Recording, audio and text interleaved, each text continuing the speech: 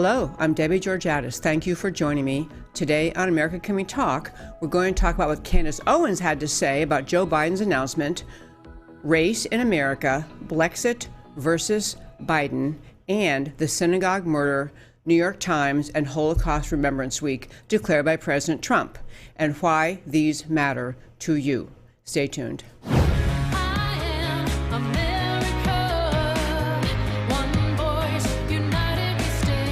Debbie Georgatos, host of America Can We Talk, is an author, attorney, and political analyst whose mission is to inspire the American political conversation about preserving liberty in the best country on earth. Hello, and thank you again for joining me. I'm Debbie Georgatos. Well, we talked last week, I think on Thursday, about the fact that former Vice President Biden had made his announcement. He is running, he's joining the very big Democrat field running for president in 2020.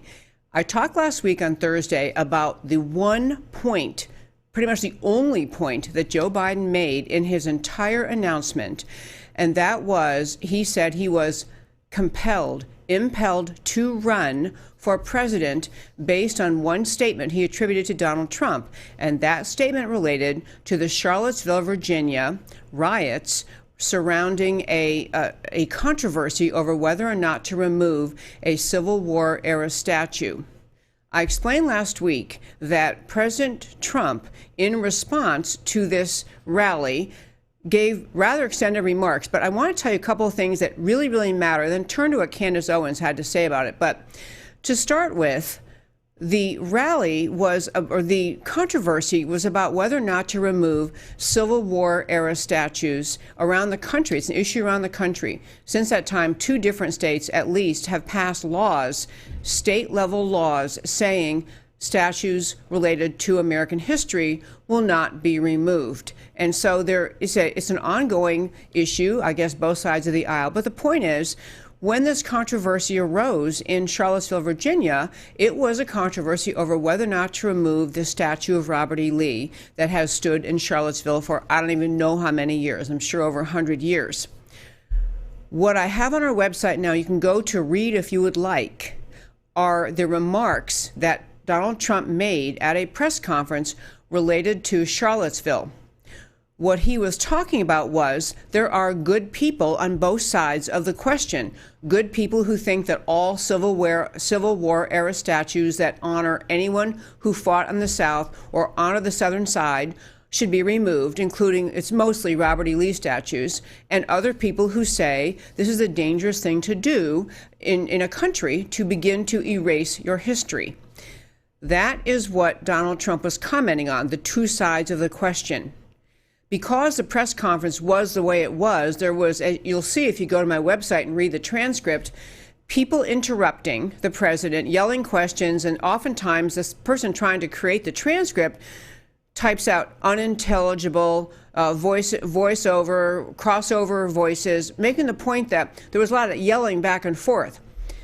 The point is that the left was able to extract, people who don't like Donald Trump were able to extract from that speech, cobbled together the argument that Trump had said there were good people who were part of the white supremacist tiny segment of that whole controversy.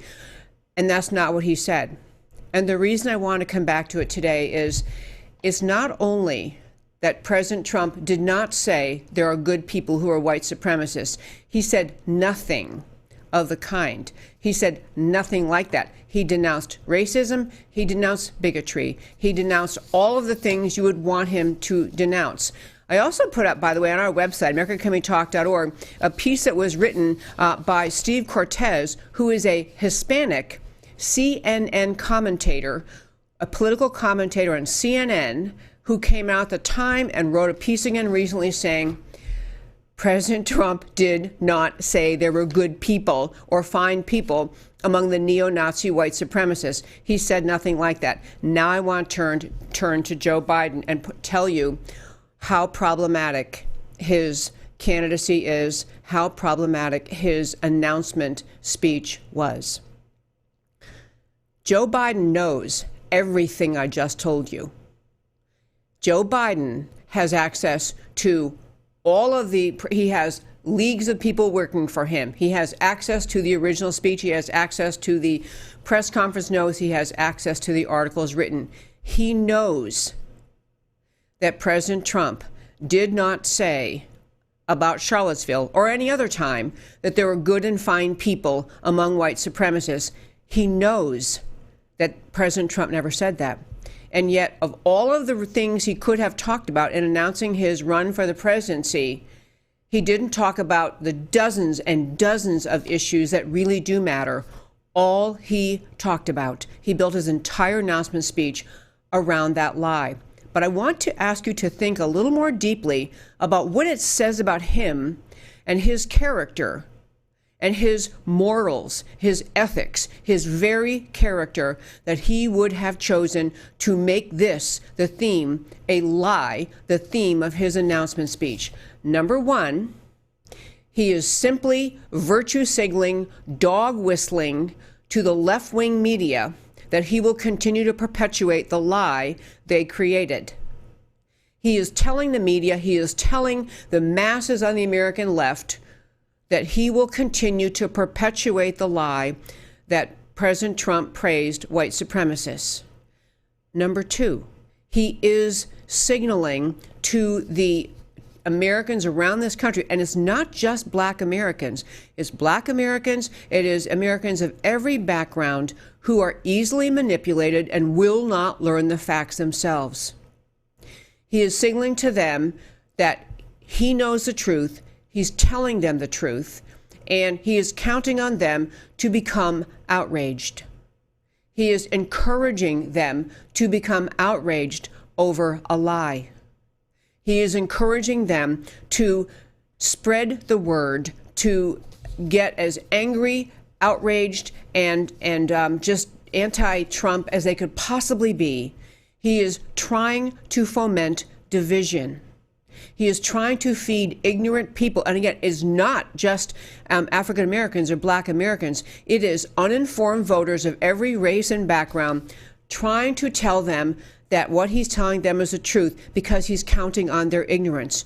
Which leads me to my third point. He is telling you, he is telling every voter in America that he counts on low information, uninformed voters to rally around him because he's willing to continue to perpetuate a lie the media made up, the Democrat Party made up. He is willing and, in fact, determined to base his political campaign on perpetuating a lie, and he is telling you that he thinks there are enough voters in this country who will not find out the facts, who are easily manipulated, who are ignorant, that he can get them to back him. That is his campaign. It is outrageous. There should not be an American in this country who would vote for him given what he has done in this announcement speech. And in just a moment, I'm going to turn to a clip from Candace Owens. But I'll tell you that yesterday, here in Dallas, I had the great opportunity to attend the Blexit rally, and that is the Black and Latina exit from the Democrat Party. This is a movement started by Candace Owens. She is part of Turning Point USA. She also has headed up, she spearheaded, she created this Blexit movement, Black and Latina exit from the Democrat Party. This rally was so fun, and after the break, I'm going to turn to talking with you, or after the next segment, I'm going to turn and talk to you about what happened yesterday at Blexit in Dallas. It was a great event.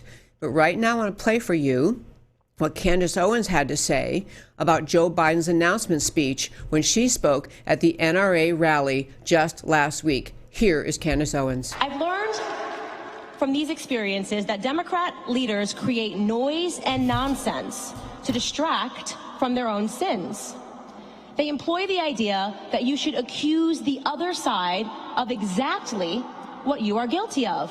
They do this consistently. They do this repeatedly.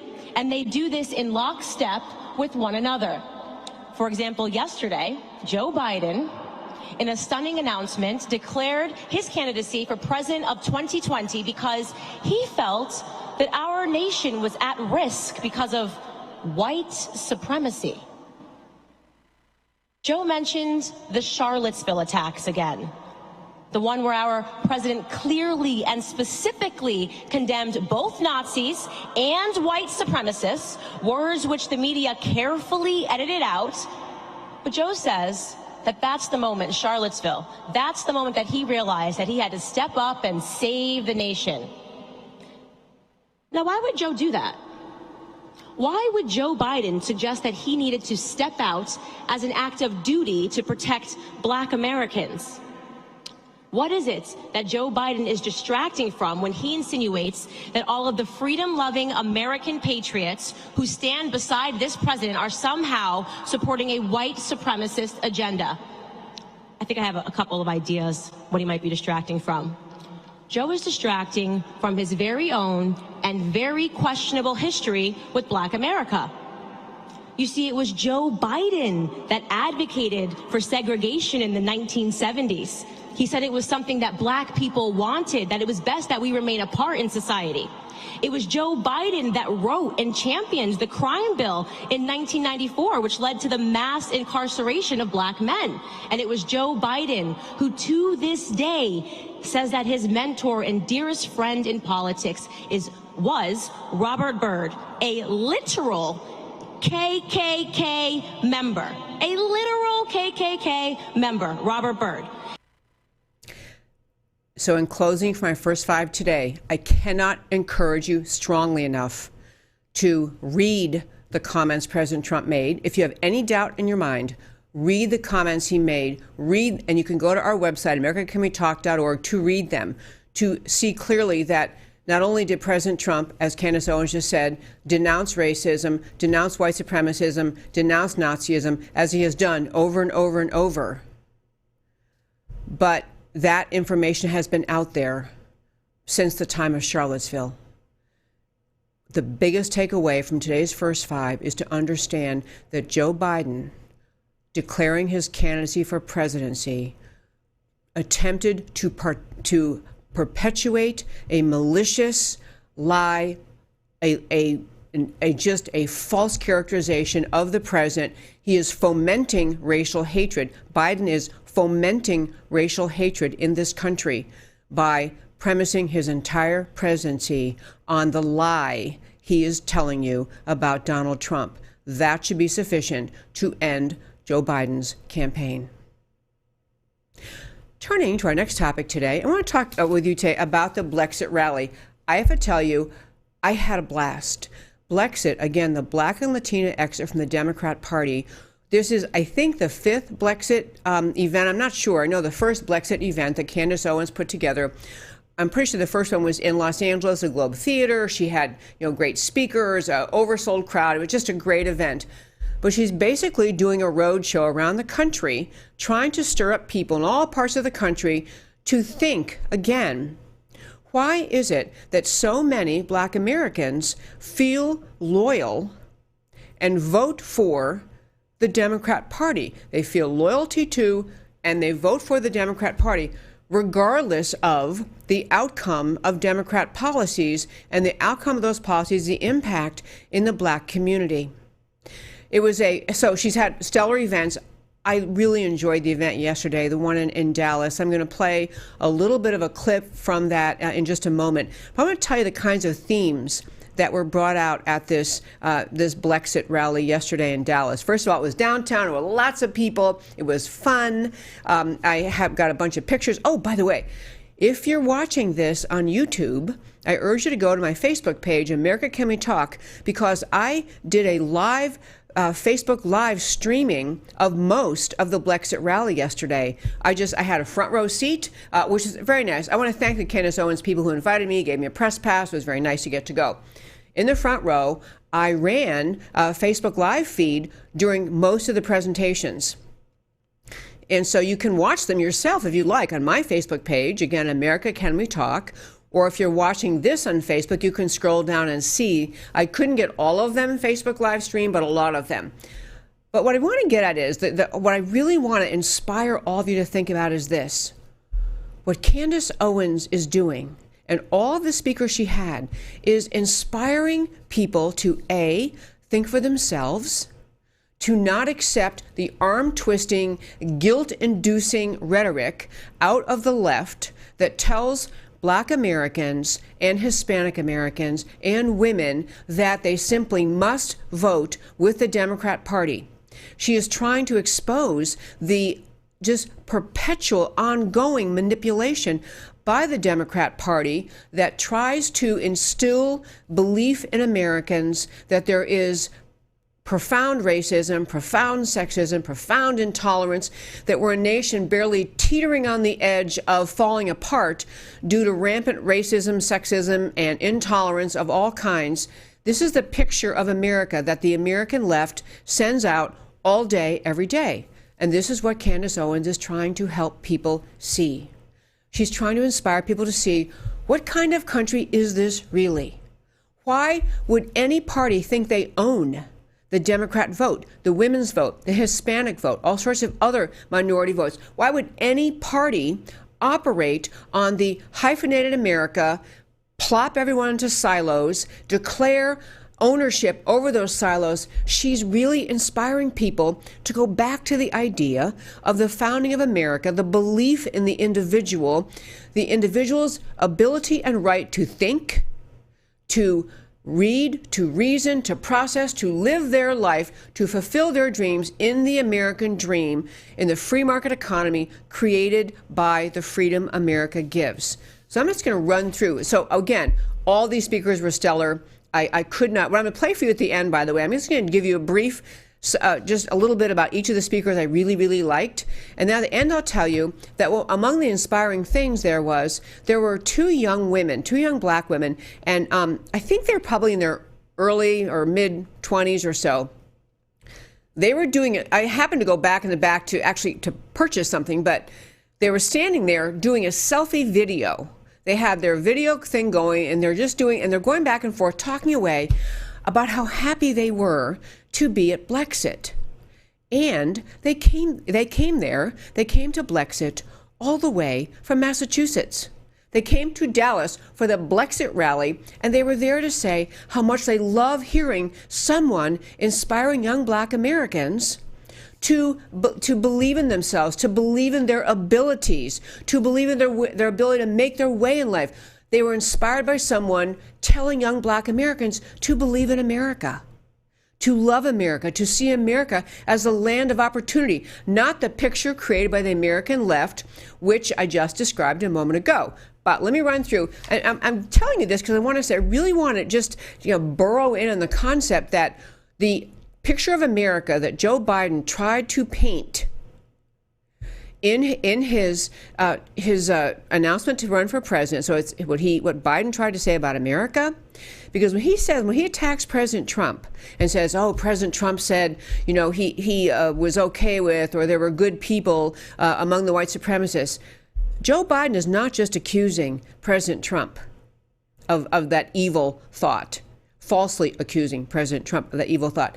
He's accusing all of Trump's supporters, all of Trump's voters, all conservatives. He's accusing all of America of that ugliness.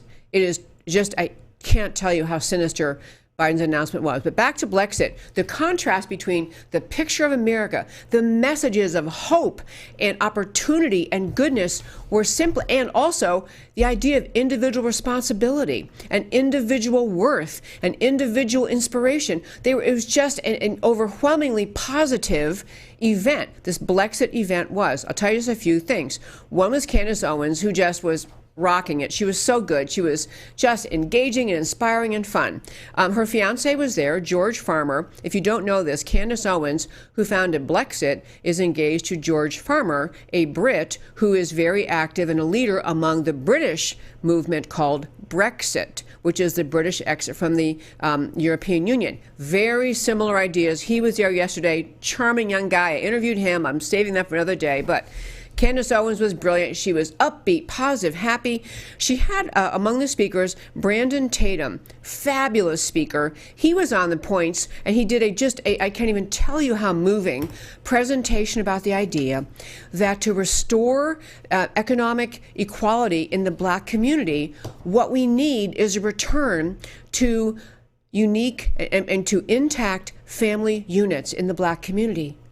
He pointed out the destruction of the black family flowing directly from Democrat policies, flowing directly from the creation of the Great Society under Lyndon Baines Johnson, the creation of a society where fatherhood was abandoned, the state, the government steps in as the father. He talked directly about policies out of Washington that encouraged dependence on the government had destroyed the black family. He talked very directly to the young black men in the audience about the idea that part of our job is to stay with our families, to be part of the lifting the black community up in this country by encouraging others to stay with your families, to build and create intact family units in the black community. He was inspiring. Then Brandon Tatum, by the way, he's inspiring for a bunch of reasons, but he is actually, okay, I think he's the guy from Fort Worth. There are many speakers, and I can't talk about all of them. I think he's one from Fort Worth, but he had moved to Arizona. He was a police officer in Phoenix or police officer somewhere in Arizona.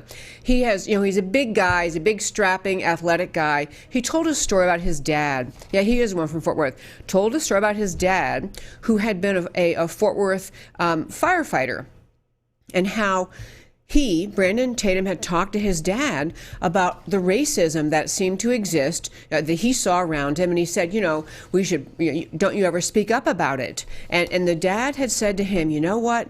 I go to work every day.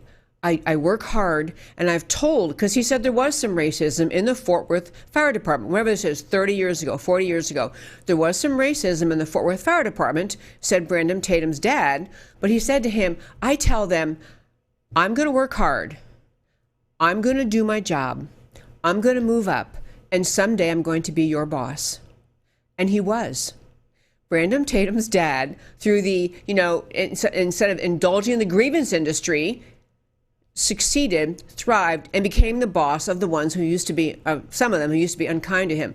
That's just one little story, many little stories. But Brandon Tatum was just awesome, talking about the idea that we have so much power. He's speaking to the black community, the people, the black members of the audience, saying we have so much power to help our own community by being part of it, by creating families and staying with them, having intact family unit. He was inspiring. I mean, people were clapping while he was talking. He was awesome.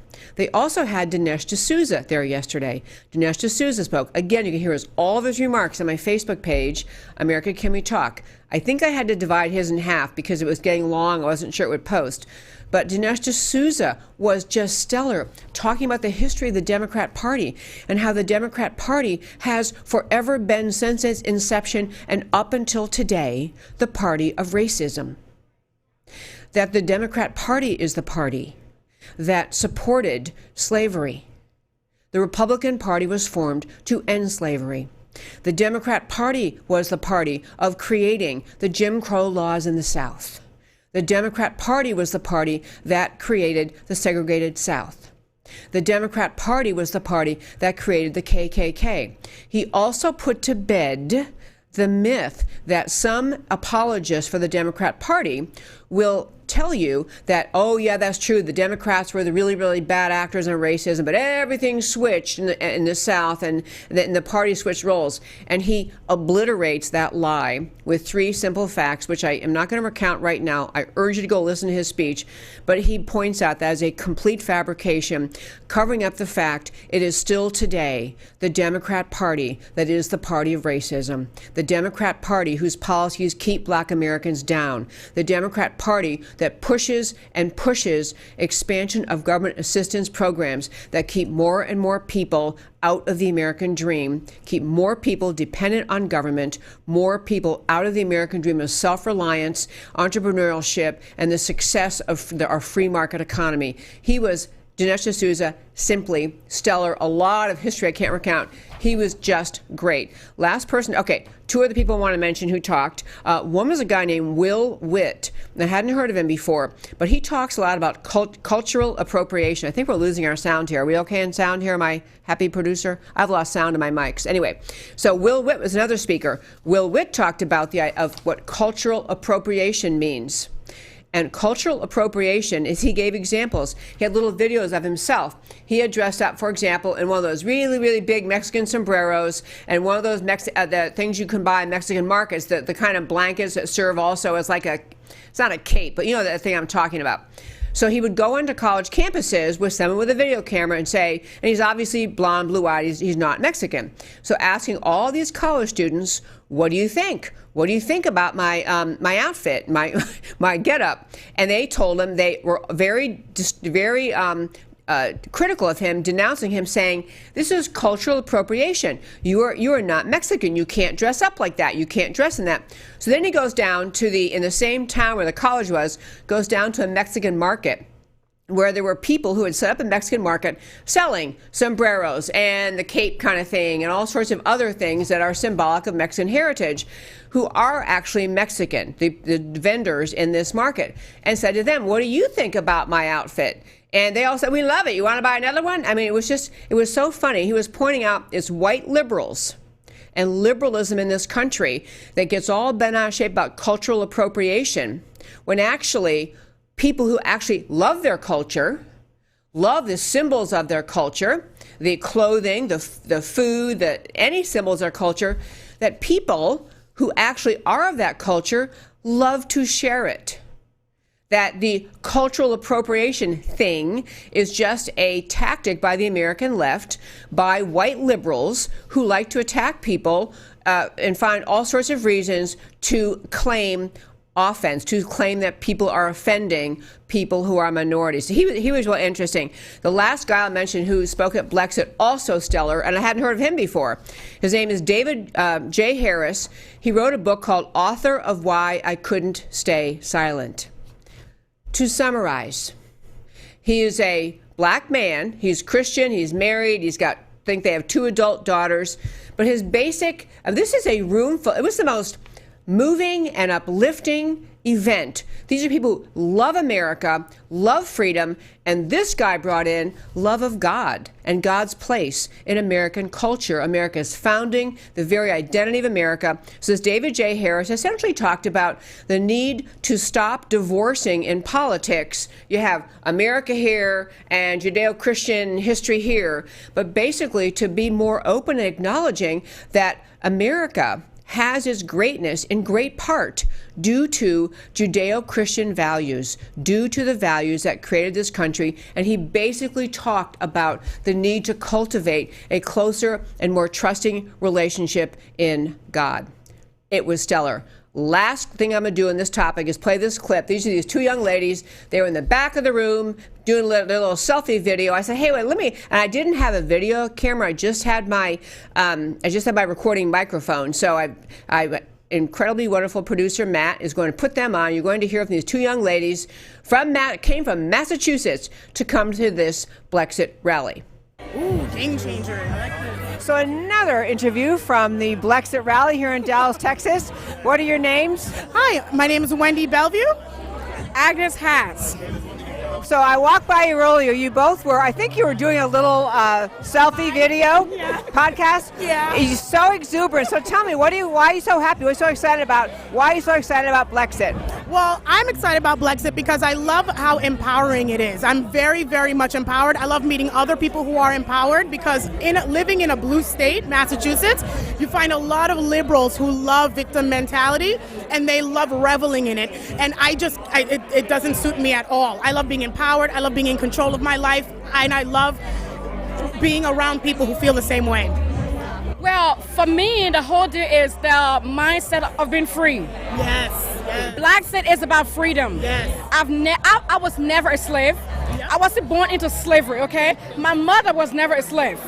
I don't know about any white person alive today who was a slave owner. Mm-hmm. So for the Democratic Party to sit and tell me as a black person, because I'm black, that means I am a slave, that is a no-no. Yes. And that is one reason why I love this particular moment that's going on right now. Mm-hmm. America is about freedom, okay? America is about going out there and doing things for yourself. Exactly. The Democratic Party tells me I can't do that because I'm black. Mm-hmm. Well, guess what? I work. I've never had issues getting jobs, okay? Mm-hmm. I've never been fired in my life.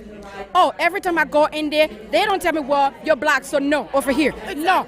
And this is why I'm over here. Blexit is about freedom. It's about giving us, everybody, be it black, white, pink, purple, blue, it's about giving you your voice and your freedom. Exactly. And that's why I'm here. And what's interesting is that the blacks of today would not last a day, not even an hour, in real racism that happened in the past. There's a woman who wanted to, a black woman, I forgot her name now, but she wanted to be a doctor, and it was like during the 1950s. They made her wait outside and take notes standing up. She couldn't even come in the classroom. Black people nowadays, you have Jordans, you got affirmative action, you got like government housing, and you're still complaining?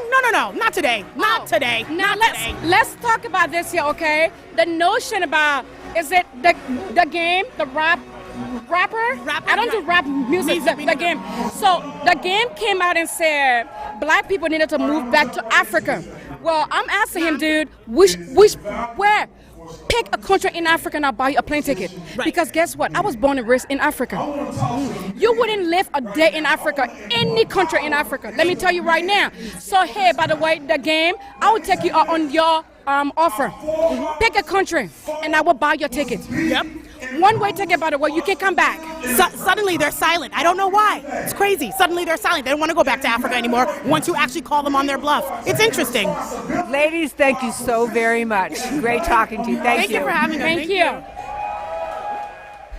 Okay, I know it's a little bit noisy in the background there. That was at the back of the room at a kind of a brief break, and you could hear they were starting to begin the program again. But these ladies, and there were a lot of people like that there. This is why I was just so happy to be there, because what they're really saying is we don't want enslavement to the government. We don't want reliance on the government. We can make our way. We want to be respected in the political culture in America, respected for our ability to be self-reliant, to find jobs, to move forward. They're tired of the classification by the American left of any group they want to attack as your victims. And this is really what the conduct is, the attitude of the American left is to tell many, many different groups, growing number of groups all the time, that they are victims, that their only possible way of surviving in America is to buy into the Democrat Party message of agree you're a victim and let us take care of you. These women were saying, no, we're strong, we're free, we're smart, we love freedom, we love liberty, we want to be in the side of liberty. Folks, this Blexit thing, I'm telling you, I think you can probably find the whole rally somewhere online. But you can definitely find on my Facebook page, you can find many of the talks. It was just a stellar day. It just makes you smile to be an American. And that, my friends, is Blexit.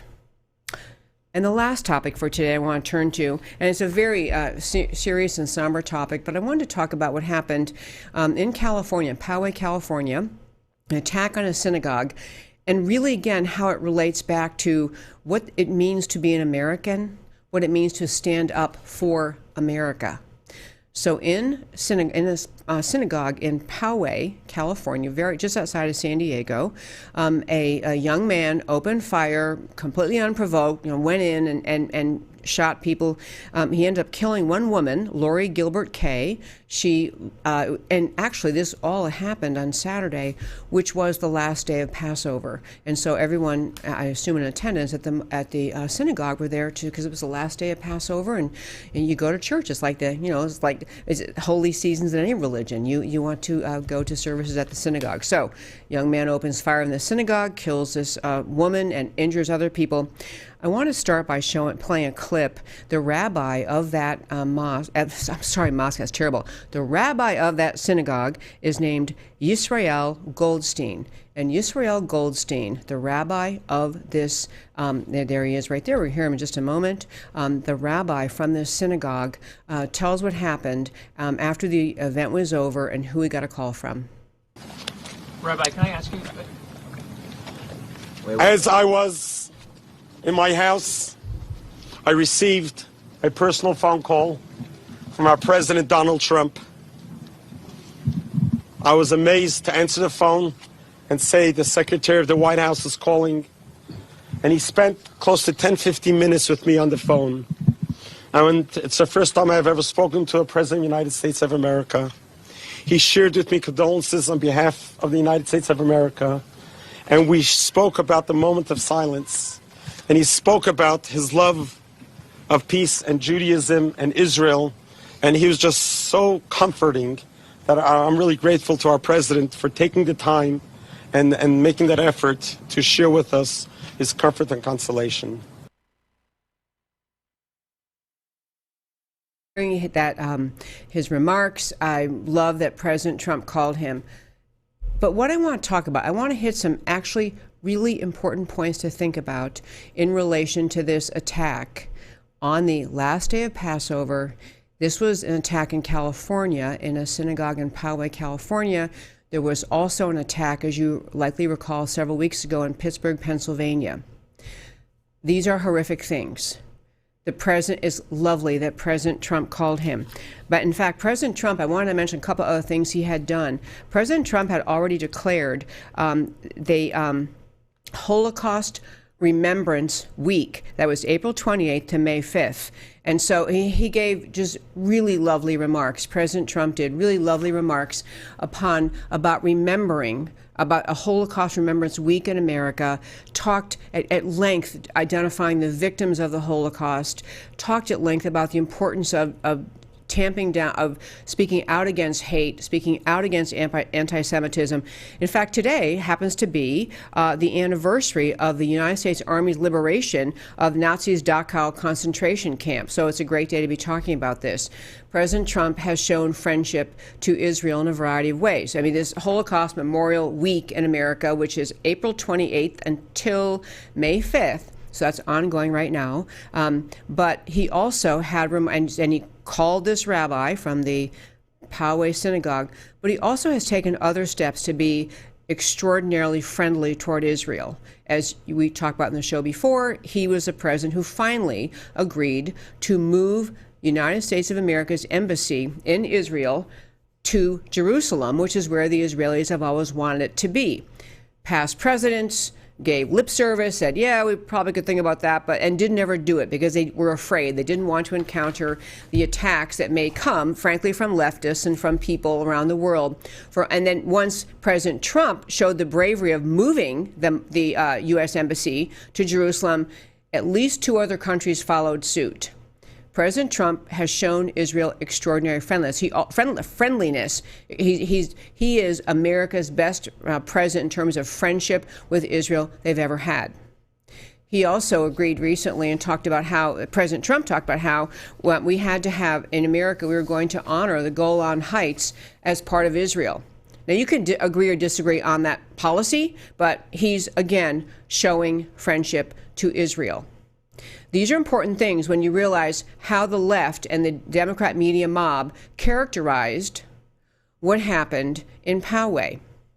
There were many, many comments by people in the media essentially saying, well, Trump has stirred up so much hatred and white nationalist hatred, no matter, no wonder these things are happening. After this horrific killing in the Poway Synagogue, mainstream media types all over the place. I have a montage. I'm not sure I'm going to play it or not because I hate to give them any oxygen.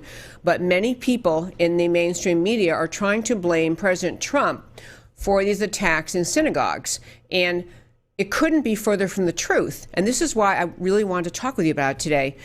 President Trump, in addition to showing their friendship to Israel and honoring their request for location of the embassy and honoring their request to accept the Golan Heights as part of Israel, is also the one who's spoken very articulately about the importance of ending anti-Semitism in this country and how it's important that we're not an anti-Semitic country. He's been pointing out how anti-Semitism is on the rise in Europe, on the rise in America, must be stopped. In fact, both the shooter at the Poway Synagogue and the shooter at the Pittsburgh Synagogue, both of those shooters had in their irrational postings on social media expressed hatred for Trump.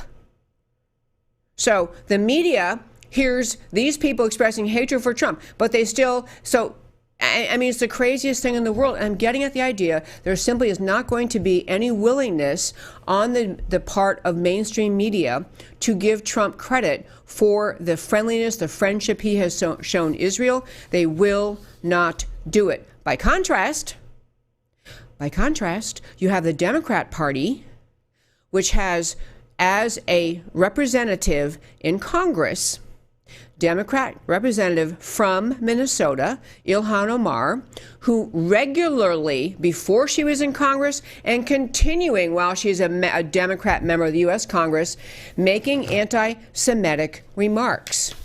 While I'm getting ready to talk about her, there was the New York Times ran this really ugly anti-Semitic, I'll just show it quickly on the screen here. New York Times ran that cartoon showing Netanyahu as a dog, a very dog whistling symbol that anti-Semitic people do. They call Jews dogs. So they've got Netanyahu's face as a dog leading around Trump, who's apparently supposed to be blind, with the a yarmulke. Now, New York Times, be fair to them, apologize. That shouldn't, but that is an ugly, anti-Semitic, intolerably horrible thing they printed. This is the left-wing, Democrat-loving New York Times. Last point in this story, I think, for today is Ilhan Omar, in addition to the fact that she is a Democrat in Congress, makes anti-Semitic remarks all the time, anti-Israel remarks all the time.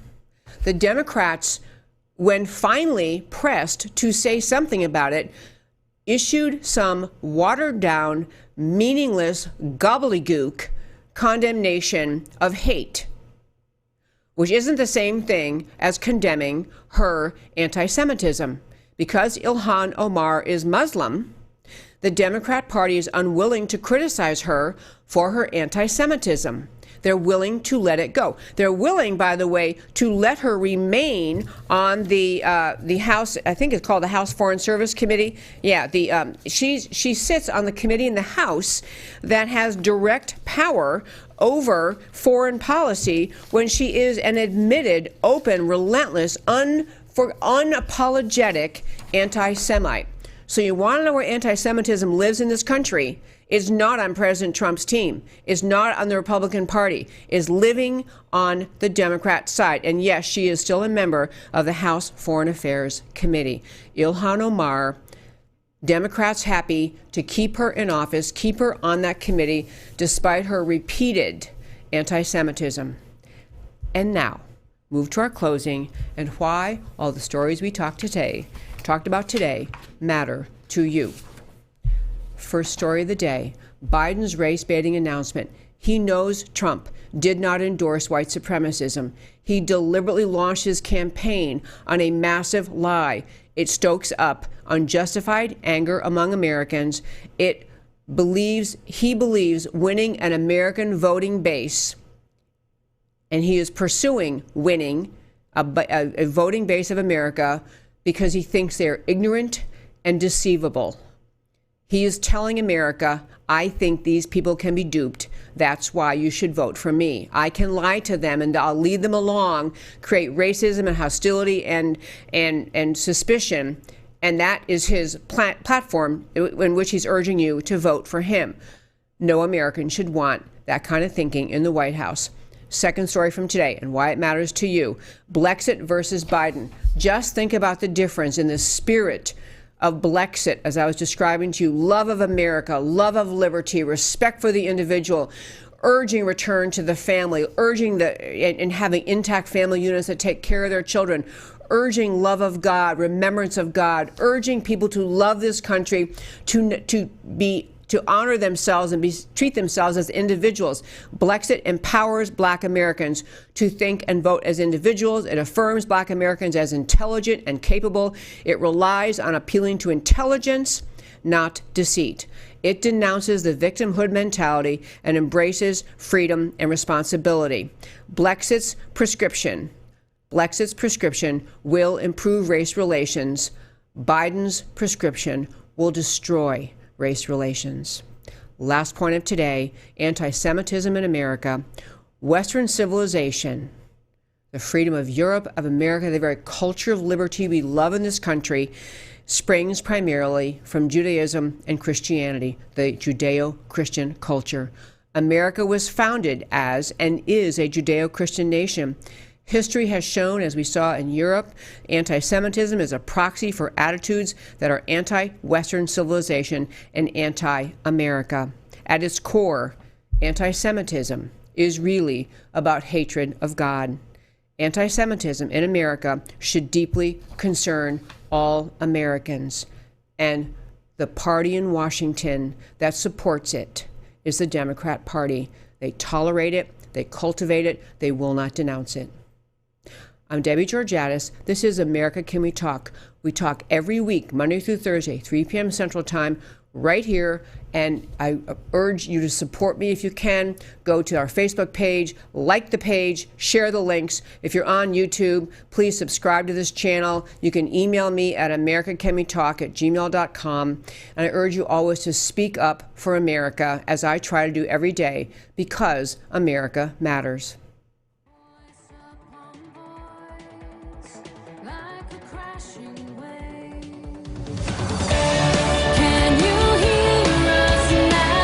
America, Can We Talk? Truth about America. Can you hear